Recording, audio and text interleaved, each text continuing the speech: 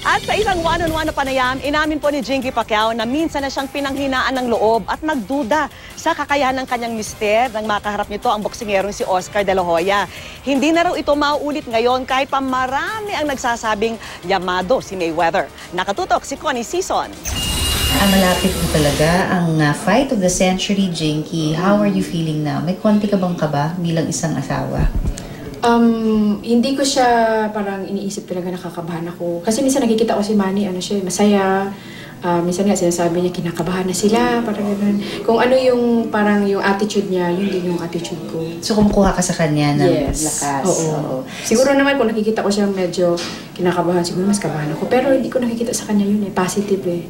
What do you do para at least kalimba? Kasi tao lang, di ba? Hindi naman tayo po pwedeng magsabi na hindi tayo dinadapuan ng kahit anong doubts. So how in our flesh, nararamdaman natin yun. Pero ako, talagang naniniwala ako sa kakayahan ni Manny talaga na kayang-kaya niya. Kasi nag-doubt na ako before kay De La Hoya eh. Pero ako lang yung parang na-disappoint. Bakit kaya hindi ako naniniwala, nabibilib sa asawa ko mismo?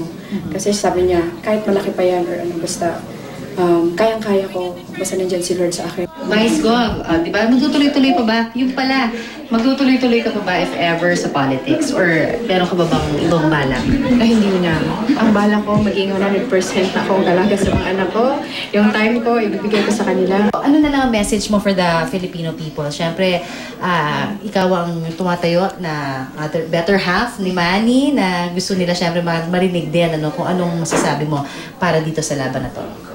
Sa lahat ng mga kababayan kong Pilipino, sa mga tao sa buong mundo, ako ay nagpapasalamat ngayon pa lang sa inyong lahat, sa suporta at saka sa dasal ninyo kasi malaking tulong yung dasal ninyo para kay Manny at maraming salamat sa pagmamahal. Nandyan kayo lagi para sa amin, sa aming pamilya. Kay Manny, siyempre, nandito lang ako no matter what happens. Yung pagmamahal ko hindi magbabago, yung pagkikare ko sa'yo hindi magbabago. Ikaw ang champion sa buhay namin. Mula rito sa Las Vegas, Nevada, Connie Sison, nakatutok 24 oras.